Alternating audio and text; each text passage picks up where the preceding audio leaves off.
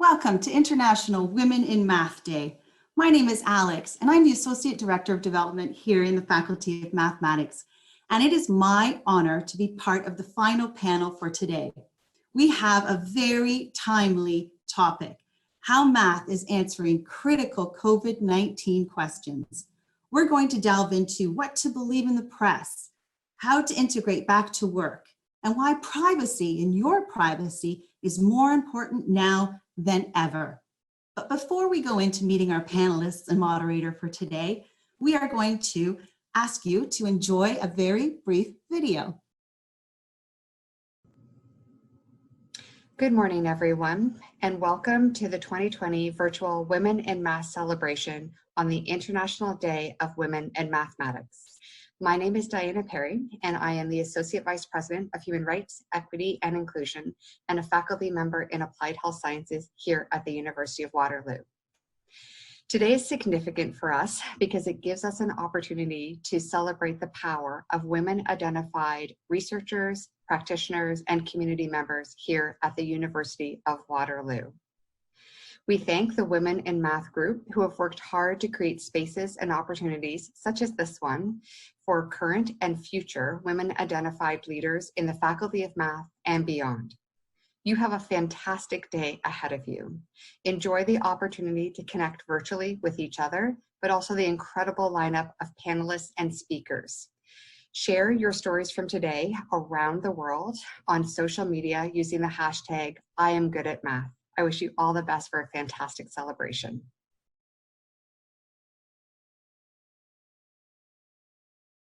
I'm so pleased to introduce our moderator for the day.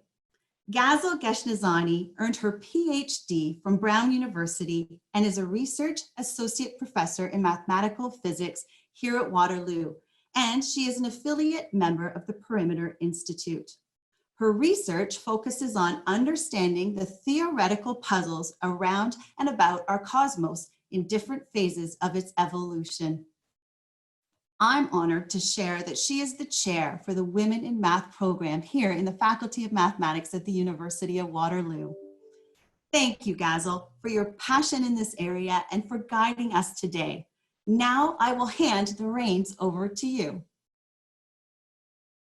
Thank you, Alex, for the introduction, and greetings to everyone who is joining us today for 2020 Virtual Women in Math celebration from around the globe. Today is the second International Women in Mathematics Day, and we are also celebrating the launch of our Women Impact Network here at University of Waterloo. Let me start by saying a few words in significance of this special day. May 12 marks the birth date of the late female mathematician and my old friend, Maryam Mirzakhani, the first woman to be awarded the Fields Medal for her outstanding contribution to mathematics. Sadly, she passed away due to cancer 2 years ago at the age of 40. Since today marks her birthday, I thought I also share a personal memory of her with you. At first, I contemplated sharing something about our last correspondence, but then I realized the happier note would be me sharing my embarrassing memory of our first conversation together. So here it goes. The last year of high school, I made it to the final round of the National Olympiads in mathematics as well as informatics in Iran. Then at that round, I got a silver medal in mathematics and bronze medal in informatics. One of the few women who made it that far. Of course, Maryam, being Maryam, she got a gold medal in mathematics and silver in informatics, and later on went on to win international gold medals in mathematics too. So my embarrassing moment is that when they announced the awards, I was very devastated not to get any gold medals. Being 17, I thought that all of my dreams of pursuing science and math has ended there, and I wouldn't even get admitted to a university for an undergraduate program and so on. In midst of all these things going in my head, Maryam reached out to me and she congratulated me on my achievement. However, I'm not sure I said anything back to her, or at least any meaningful words. I think I was just staring at her, wondering, what is she congratulating me for? I just lost these competitions. Fortunately, the following fall, I was admitted to an undergraduate program, and we went to the same university, sat through common lectures together, and I did manage to carry out a sensible conversation with her. And long story short, we did cross paths again and again and became friends. And while this was a friendship formed through common interest in math about 2 decades ago, let me now bring our conversation to present time and our math friends here in this panel. In this session, as Alex mentioned, we are exploring how math is helping to answer critical COVID-19 questions. As we know, this pandemic sadly has cost many lives around the world and has made us face new realities and challenges. Today we have invited 3 amazing women to our panel so we can discuss how various mathematical branches are critical in the ongoing efforts to manage COVID-19 crisis.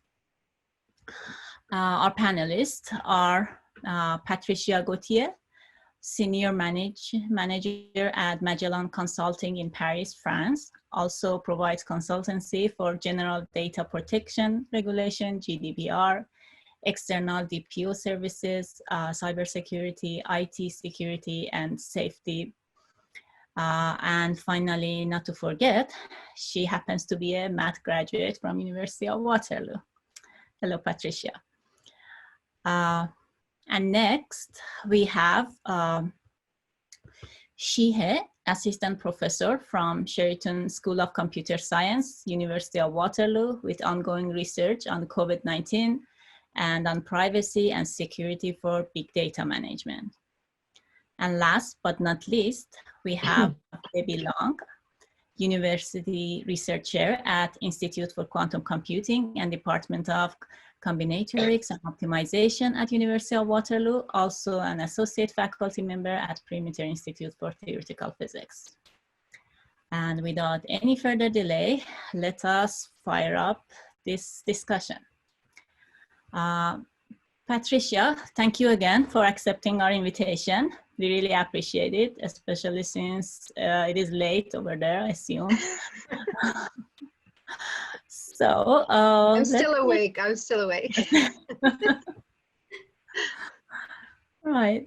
So your company is focused on business continuity and deploying secure work environment post-COVID. Help us envision this new normal. What can we expect, and how can companies and employees best manage this fundamental change in culture? But first of all, I'd like to share with you the fact that, COVID hit us a bit earlier than you guys over there, So we're probably about 3 weeks ahead of you guys. We've been confined here since mid-March. And in fact, we are celebrating today the 2nd day of the deconfinement process. So everybody's pretty happy to get back some of our freedom to be able to go out and about, without having to sign a piece of paper in order to leave your house, to go 1 kilometer from your house to do a little jog every day. So no. So we have been, like you guys, pretty exclusively trying to, while working from our homes for the past few months, and trying to jungle several Zoom, Teams, hangout sessions between everybody with the kids, trying to keep up with school, and my husband and myself and everything. Luckily, we have a good internet connection, because otherwise it wouldn't be possible. So now, in the 2nd day of confinement, now we're still quite confined. Now we can't do anything what we want to, but we can go out within a radius of 100 kilometers from our house, which doesn't take me very far, actually. So I can't go to the beaches in Normandy, for the day. But at least the stores are starting to be open, respecting social distancing. The bars and restaurants aren't open. Companies have integrated all of the government requirements around health and social distancing within the company offices. However, still, most people are still working from home because there's no way that there's enough room, with all the requirements to go back and work within the offices. And plus, it's still not safe. The virus is still very active here. So we're still pretty much confined for the next while until beginning of June, when the government will we'll analyze and decide if they're going to lighten up and start to open up the bars and restaurants and let people travel around more freely. So up until now, companies have pretty much, like I imagine, like it is over there as well, have been in survival mode, and setting up remote access for employees, in a flash, and trying to maintain business, as much as possible.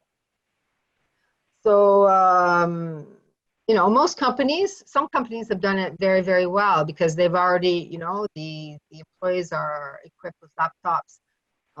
Their applications are in the cloud. However, there's a lot of companies here that are not equipped like that, and that people from one day to the next had to go and lug their desktop PCs home with them, or try to connect with, personal PCs from home, which of course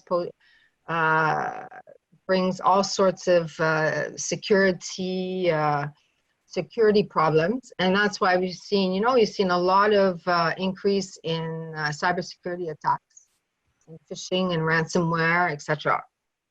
So, the consulting company that I work for, it's we cover all areas of business consulting, but I particularly work in the cybersecurity, privacy, crisis management activity. And so during this initial period, we've been helping our companies, being the largest Microsoft partner in France. So we've been helping companies set up with teams and collaborative software. In like 3 days, we can set up a company, and setting up Microsoft Live events so that companies can hold corporate pre-sales events and be basically up and running, very, very quickly, and ensuring that as much as we can, that all of these environments are secure with VPN connections, etc. Mm-hmm. So now,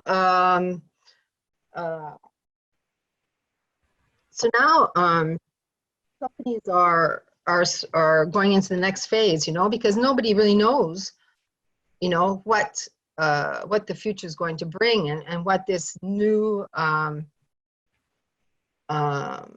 sort of new working environment is new normal. What is this new normal? Because in fact, it's all about creating some sort of elastic digital workplace, elastic procedures, so that you can adapt much more easily to whatever situation that this crisis or another crisis eventually is you're going to be faced with. It could be other types of crises, like pollution. Like now in the summertime, Paris is extremely polluted, and you've got to work from home as well. So it's been really amazing to see how COVID has been such an accelerator, and transforming businesses to actually take hold of their future and take a deeper look at how of their business processes in place, and are they really adapted for different crisis situations. And it makes them realize that they have to be much more resilient, in the future. And in fact, companies realize that COVID impacts, all the different types of business processes. It's not only working from home, it's supply chain issues. Companies face are dependent upon delocalized supply chain, and so have been facing, you know, very, very important issues that they have to think in the future. Have to really think about, you know, delocalizing and structuring their supply chain, sometimes another way. Sales as well, you know, sales, often sales is done to a person, you know, often physically, person-to-person meetings with closing, you know, a big sales contract is over a nice big meal in France, etc., which is not necessarily, you know, is going to be in the case in the future. So, so definitely one of the biggest evolutions for companies is setting up this remote access for companies, and to ensure that these environments are secure and that the data is protected. So yeah, and so we help companies a lot to set up to ensure that all of those environments are secure, to review all of their security roadmaps, set up security dashboards, and that they can ensure and they can monitor the adoption of all of the security measures that they need to put in place. And so as well, going forward in the future, in order to help companies to take a look at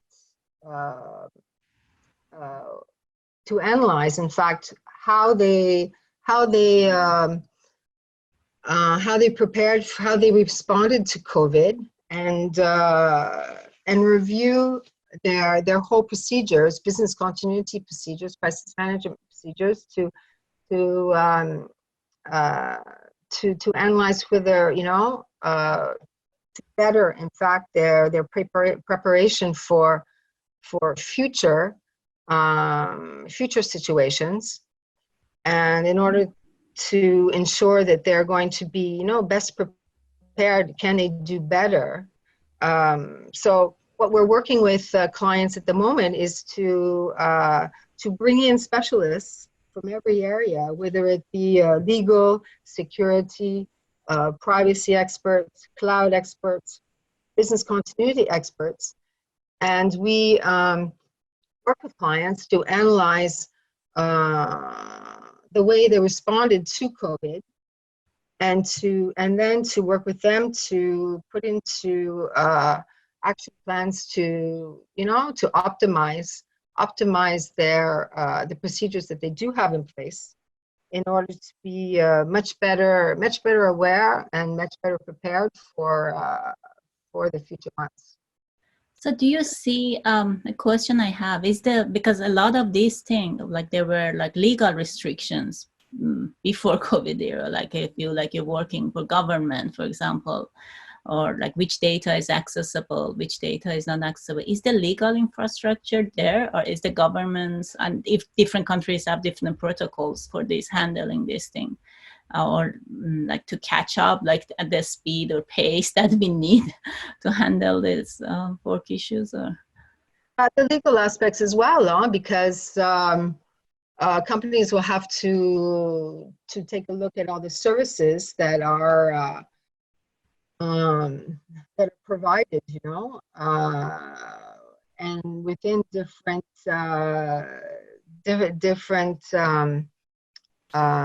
legal entities, you know, in order to optimize all the different services. Because one of the big issues around post-COVID, or it's not even post, but is cost reduction. mm-hmm. And so companies have to, I mean, it's a huge economic impact, and companies, you know, are going to look to reduce costs in every area that they can, and so that enables analyzing all of the legal contracts to see if they can optimize the services across the board. As well, privacy with respect to privacy. Of course, all the different countries have different privacy regulations, and with all of the tracking, you know, of COVID cases that, you know, and all the apps that are going to be built in the future, which are collecting a massive amount of personal data. Mhm. That's a very, very, very big concern with all the privacy authorities. And Yeah, maybe I so, can bring in she on this. I know this is one of your expertise. I mean, as Patricia was just saying, like there is like all these debates in scientific and political circles on managing the pandemic, using tracing patient, general strategies that use individual information. Should we be concerned about our privacy now more than ever? Can you explain how current technology will need to be converted to secure our data post-COVID and why? Can you tell us? Yeah, definitely. I'm happy to talk about privacy and security, especially what is happening to us after this post-COVID crisis. As Patricia has mentioned, there are several tracing applications have been developed in this few months. Actually, many of them have already been deployed, and you can actually download some of them. And I'm actually curious how many of their audience or the panelists have tried one or a few tracing applications. I did try one for our neighborhood. Yeah. they're building one in France. It doesn't come out. It's not available yet. Yes. Yeah, so there's a quite a number of applications that in the process of development were being deployed without the full functionality or being testing, but there is a great privacy concern regarding how this data have been collected, whether it have been collected securely, and where are going to store those data. Are they going to store just temporarily for control of the disease, where they're going to be resold to the third organization, whether how that is going to affect our privacy in the long run. So there's a lot of questions coming up. On one hand, it's really important to have those data being collected. It's important to learn using the location of using the trajectory of people to predict the spread of disease, or it can help to notify someone who have in close contact with someone who tested positive for COVID-19.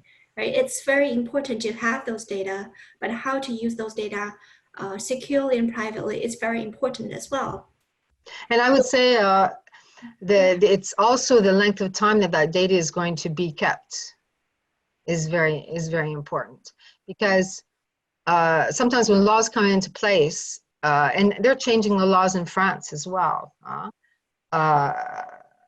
following COVID, which gives much more flexibility to the government, which is dangerous because in the next, because what tends to happen sometimes is that after a crisis, the rules tend to stay there, and for example, the data that's collected tends not necessarily to be deleted or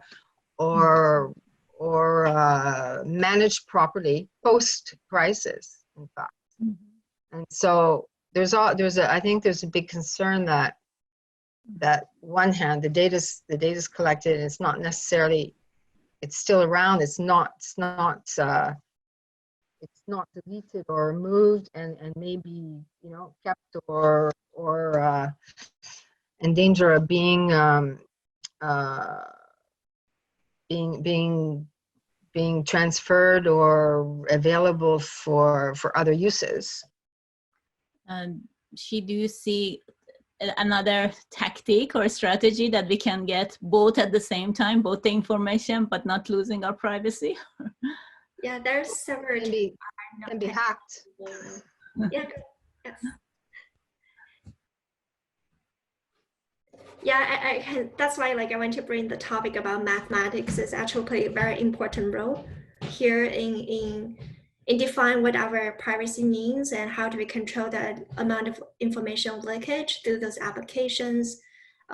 What is the right trade-off between privacy and the utility when you gain from those data? And all these problems can be formulated on the mathematics as well. So I think math can bring a lot of perspective and insights into this kind of problems. And for example, one of the state-of-art privacy guarantee known as differential privacy have been considered in protect individuals' privacy in many data-driven applications by the US censors, Google, Apple, and so on. But the challenge at this point is that it's hard to, the crisis is so urgent that we don't have enough time to think through or integrate their privacy preserving solution into those tracing app applications. So there's still a long way to go. Yeah. Can you elaborate a little bit on what kind of I have like no idea how would I still get the data, but not know like where it's coming from. Yeah, definitely. So the idea about differential privacy is a very elegant, grace formulation of privacy notion. It say that it's a property of the algorithm. It said whether the presence or absence of an individual in the data sets does not affect the output of the algorithm significantly. So for example, I want to learn about how many people in this region have tested positive for COVID-19, right? It's good that I get an estimation for the number in that region, but I don't know exactly which person in that region have been tested positive for that disease.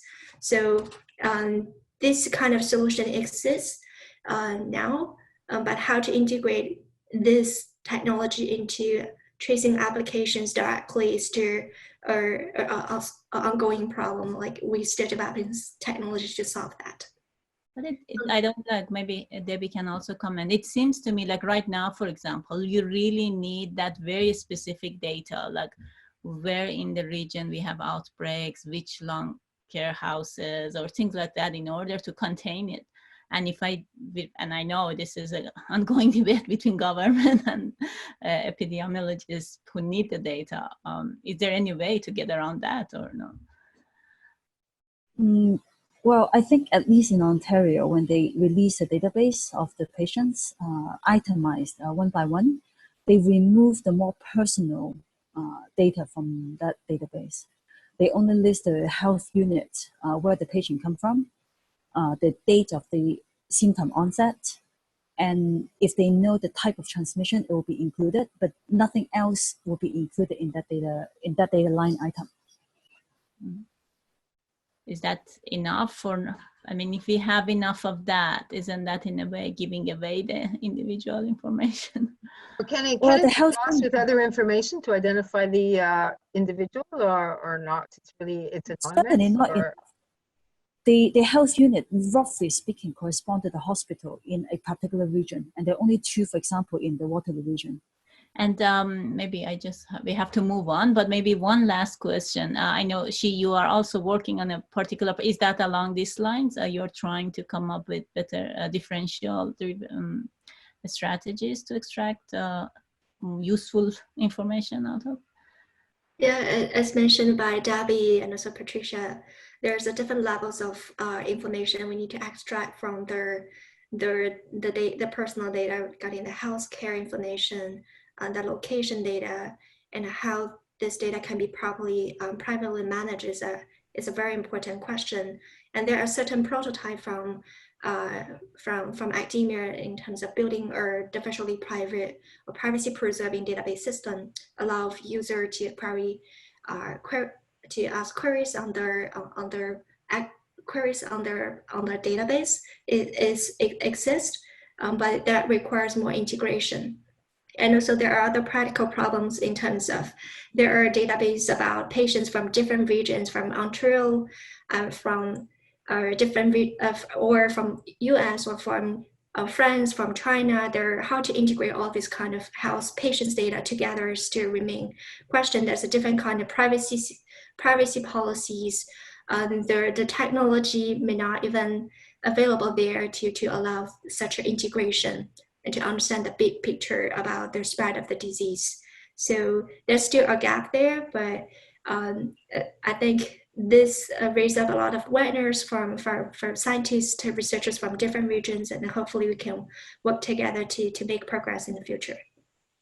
Okay, as interesting as the subject on itself is, I think we have to move on because the next topic is also, I am sure, a topic that is on everybody's or many people's mind.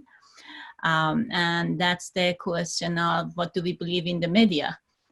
And Debbie, let me direct that to you. How do you apply your mathematical training to navigate the crisis? In particular, we are overwhelmed with information on social media and scientific outlets. How do you know what to believe? Yeah, it is really tricky because suddenly we need to make a lot more new decisions that we never need to imagine before. Like, do I need to wash my groceries? Can we go to school? Can we shop? Like simple things like this. We want to use facts to guide our decisions. And traditionally, facts are learned from classrooms or from authorities. They came from carefully conducted research, multiply corroborated and peer-reviewed. But we don't have time right now to wait for all these to come in. We don't have time to build that confidence. And so to make things worse, we have fake news. We have a lot of hyped up news, and we have questionable research reports. So luckily, I think mathematics turns out to be really quite a useful tool, just personally. For example, when I read a news article or a preprint, you can reformulate the sequence of arguments as a sequence of inferences. Each one of them has a list of assumptions leading to a smaller list of conclusions, and then they chain together to the final conclusion, which is usually the headline of the news. Now, every inference, you can take a look and understand, like, is that correct or not? Is it logically sound? So you run a very small mini review of the article in a sense, and each of the assumptions you can ask, does it make sense? Is it plausible? Is it supported by data, or is it contradicted by something I actually know? One example is that I was deciding whether I would visit my family in Hong Kong in January. And for the first 10 days in this year, I was tracking the situation in Wuhan carefully. And the number of reported cases were low at the time. It was on the order of 20, 30 range. But one thing bothered me was that the number was increasing slowly over those 10 days, despite the fact that they closed the seafood market. That was said to be the source of animal to human transmission. Because of that, I postponed my booking for the flight. And by January the 16th and the 17th, they reported 3 cases in Thailand and Japan. The narrative started to shift at the time. I looked up the research paper. 41 cases were confirmed on the 16th of January. I remember seeing that news that evening. The first thing I did was to look up the population of Wuhan. I happened to not know, and it came out to be 11 million. Then I ran a very quick calculation in my head. If I have another 41 cases, not in the hospital, but in the general population, it means I have about 4 cases per million. And on average, they have 3 export cases. 1 million people should have traveled from Wuhan to overseas to make up that 3 observed cases. So wait, I'm not believing that 41 confirmed cases anymore.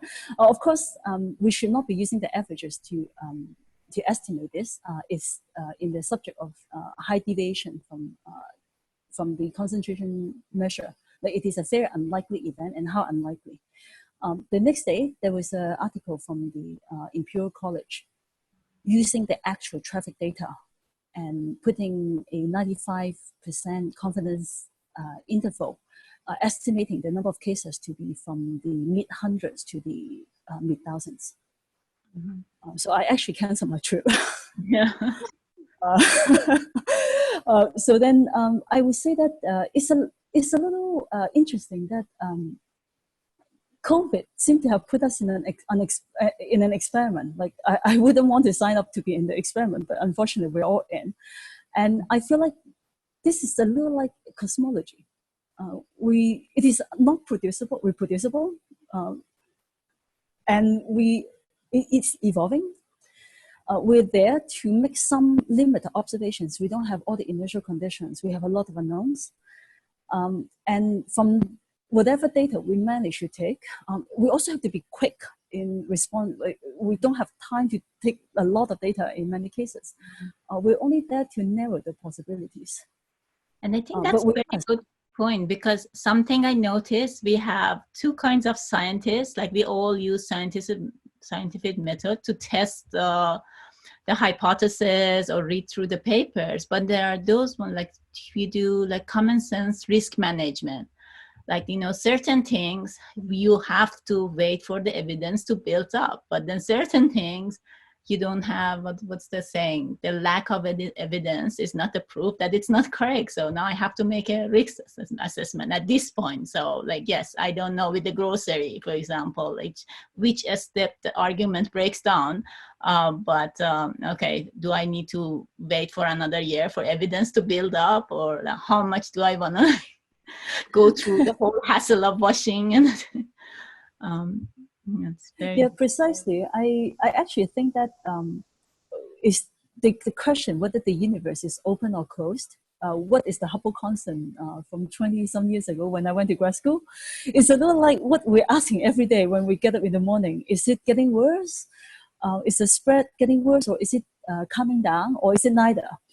And so for a region, that's why I was looking up this database from the Ontario website.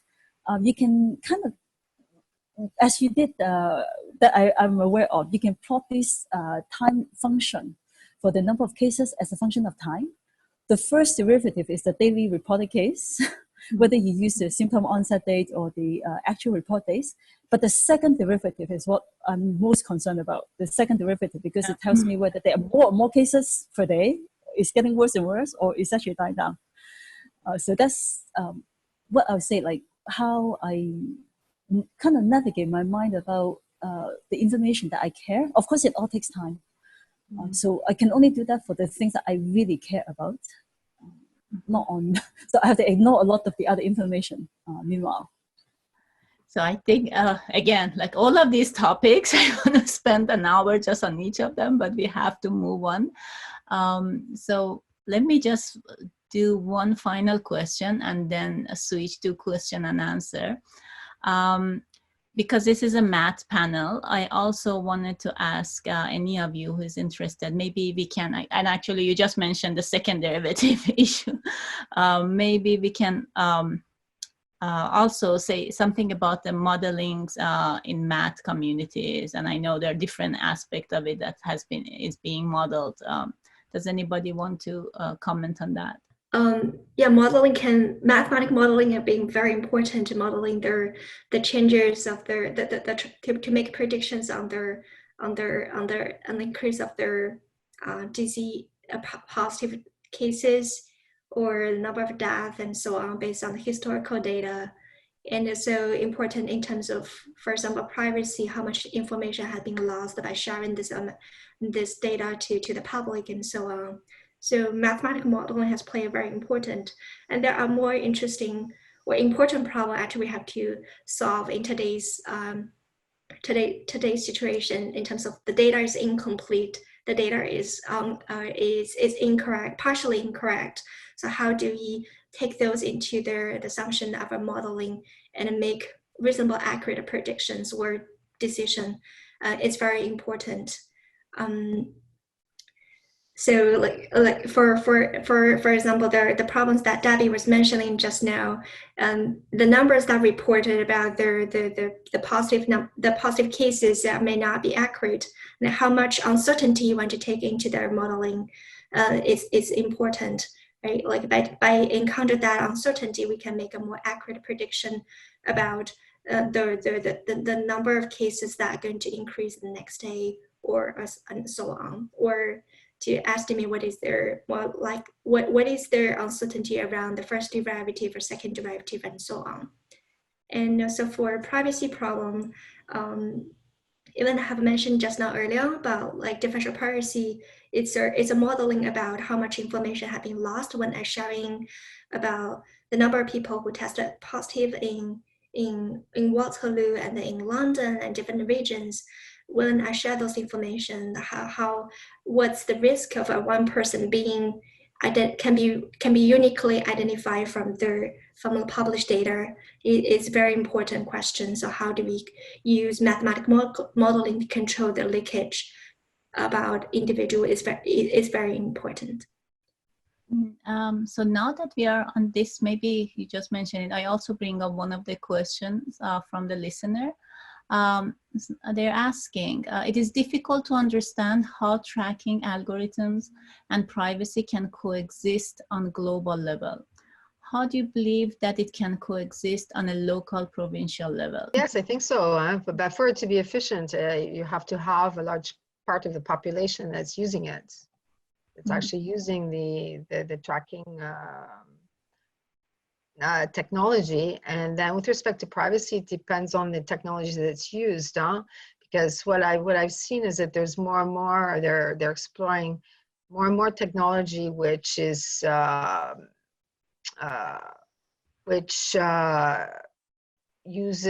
where the personal data is more anonymous, so there's much less risk to the privacy of the individual. So initially, I mean, the technology that I first heard about, it was effectively collecting a massive amount of personal data. And even here, with respect to the government, all the privacy authority, and here in France was very much consulted and had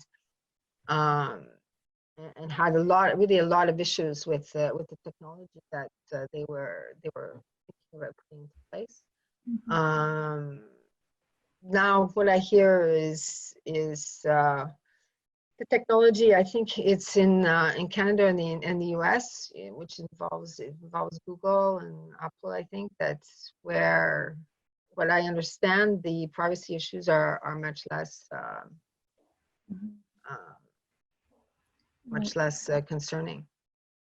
So and also, I mean, this is also relevant maybe to you, Patricia, because how the government and scientists are communicating with industry. This is like, it sounds like to me, this is three corners of triangle, and if one side is broken, then the rest can, like the modeling goes to government, industry, at the same time the privacy from government and industry and all this.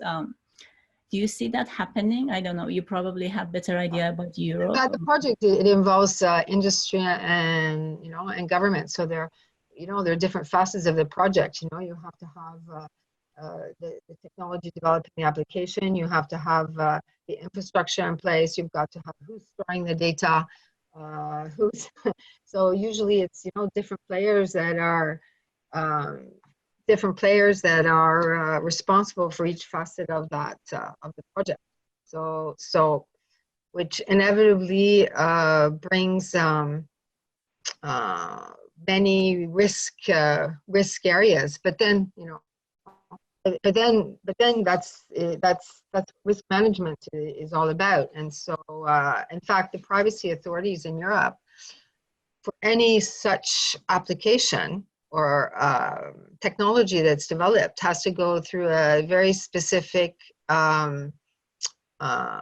privacy analysis, which actually is a risk analysis, a very much in-depth risk analysis concerning around the privacy of the individual. So, and it's very much technical risk analysis as well.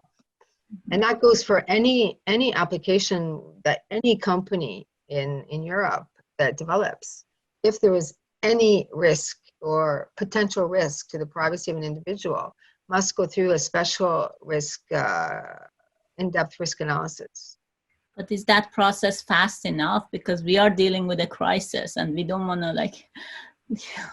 Yeah, no, it's fast enough. It's fast enough. Yeah, yeah, yeah. You just have to bring in experts, risk management and security experts, who will do that analysis on the. I see. We have another question from attendees.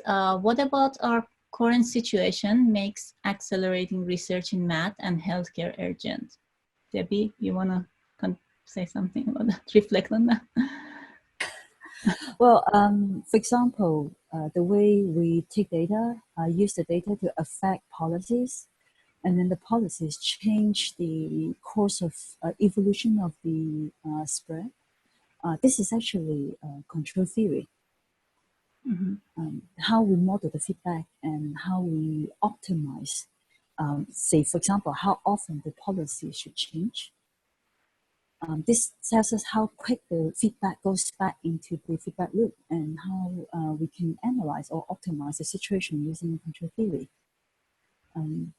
Trying to formulate policy without complete information goes into the subject of robust optimization. Mm-hmm. So there are quite a large number of subjects that will contribute to how we can help. But I do not know the funding or research situation too well, so I will not comment on it without knowing the specifics. Is it? We don't want to get into politics, but it does seem that maybe society now appreciates math and science, at least. Maybe when we come, hopefully soon, out of this crisis, do you think like maybe our scientific or political paradigms changes, or we have better appreciation of the research that we and healthcare both? When the crisis come, like there are a lot of questions that I ask myself is why I haven't done enough. I wouldn't say it's an opportunity, but it's really only for us that there's still a lot of solving problems that we need to take initiative to work on them. So yeah, so it requires like it's a lot. I wouldn't say there are changes to other fields or directions, but it's really a warning to us to how do we live, how do we do work, how we appreciate the work that many people have done. So yeah, that's just a lot of things happening. So a lot of appreciation, a lot of gratitude. So yeah. So I think it's not just impact the research, but also affect many different aspects of our lives. So it's really important for us to stand together and try to combat this crisis, and both by working hard, developing technologies, and even just caring for people around us, or to just make use what we can do, what we're good at, and try to make the world a better place.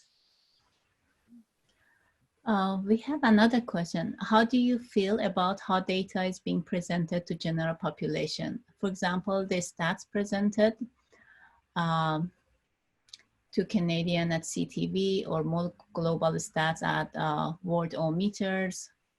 Well, stats initially actually was quite disturbing because the statistics that were shown here in France, in fact, were concentrated on how many people died every day. And and actually that was actually quite disturbing. You know, it wasn't even how many new cases there were, it was how many people were in the hospital, you know, in dire condition, and in the ICU, and how many people were dying every day, you know. And then it gradually changed over time, and now it's concentrated around how many people are recovering, you know. And as well, which was very disturbing over here, was the fact that they left out all the statistics around what was happening in the senior citizens homes. Mhm. So all the statistics around the percentage of the people, the deaths, and the cases in the senior citizens' homes was completely left out, which was which is quite a significant percentage as well. So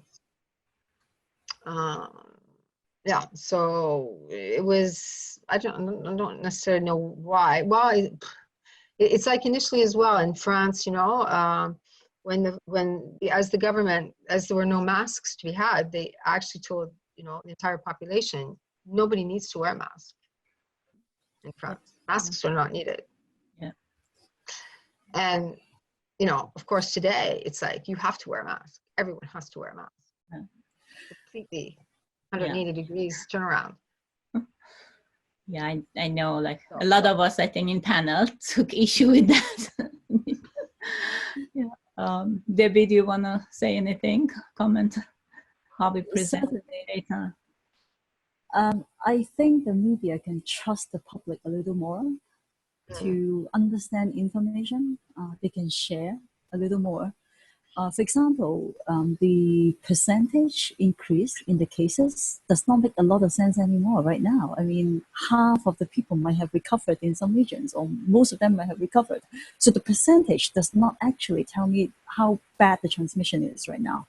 What I want to know most of the time is like the time and the space dependence of the reproduction rate at any point. And of course, they're not covering anything to this level. And it's not that complex. I find it a little surprising. I just want to encourage more people from the audience and more people from the media to take the courage to handle the data with the correct mathematics. It is not rocket science. Yeah. It's simple elementary mathematics that we're dealing with. Then I agree with more. So yeah, as interesting all these subjects are, and there's so much to cover. I think I want to just add one more question to wrap up the panel. So I'd like you to share with us some of your personal experiences and strategies in managing stress, mental health, work-life balance during these challenging times. On my side, it was more actually fairly challenging handling our parents, which are quite elderly now, in their 80s and 90s, actually. So for that older population who are, they're very much isolated and in fact very, very lonely and bordering on depression. Mm-hmm. So that's quite challenging, as well as my children who are in Canada and the UK. So it was deciding, do they come back? Do they not come back? When do they come back? And trying to figure out those logistics. My daughter is in Canada, just to figure out whether to bring her back or not. And then if she came back, could she go back in the summertime? So we're still figuring that out. And work-wise, it's very important actually to put into place measures to ensure the well-being of all of the different consultants. We've got a lot of young consultants, that are by themselves we're by themselves in studios, and small studios, like, one-room studios in Paris, for the 2-month lockdown. And so we're putting into place measures to ensure that there's some sort of continuous socializing activities going on. So we would have like e-cafes every day, and e-aperitif on Fridays, frequent live events from management to tell them all about what's happening with COVID and what's happening within the company, etc. We also set up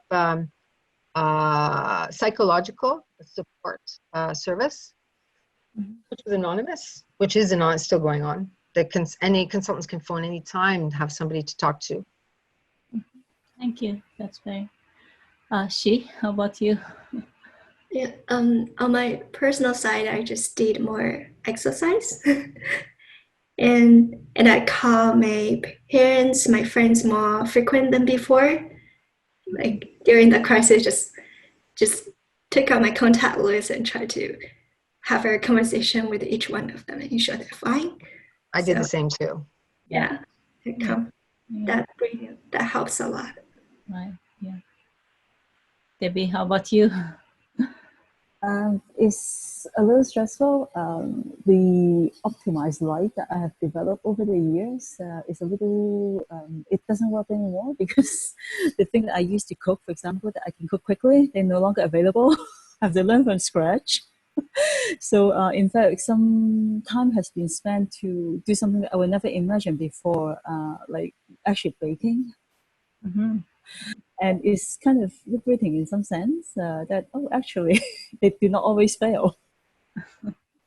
So, but otherwise, yes, being outside a little bit for exercise and just one thing I often tell myself is that we're quite lucky because with mathematician, we can actually work from home.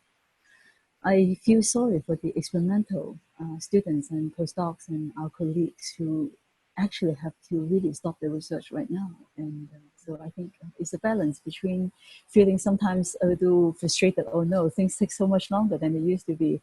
It's so much more complicated versus times when I think that, wow, we're relatively protected from the worst of the impacts. So I need to wrap up the discussion, but the conversation can continue. I invite everybody to use our digital community to continue the conversation. So let me just wrap up or make some final notes. Thank you again, all the online attendees, and once again, our great panelists. I couldn't have enough of discussing this. This could go for hours and I wouldn't, I would still want to continue. A special thanks goes to all the people behind the scene who helped us organize this event, this full day of celebrations, our advancement team, Women in Math undergrad and graduate student volunteers, our technical and digital support team. For more information on Waterloo Impact Network and Women in Math community, visit our website. It will be shared, I think, in the chat box. Consider keeping the conversation going on our Facebook page at Women in Math U Waterloo, or follow us on Twitter. Remember, share your stories. It can help dispel stereotypes, what it means to be a mathematician for young women who are considering math and STEM fields as careers. And use the hashtag #IamGoodAtMath. Once again, happy Women in Mathematics Day, everybody. Stay safe and stay connected. Thank you.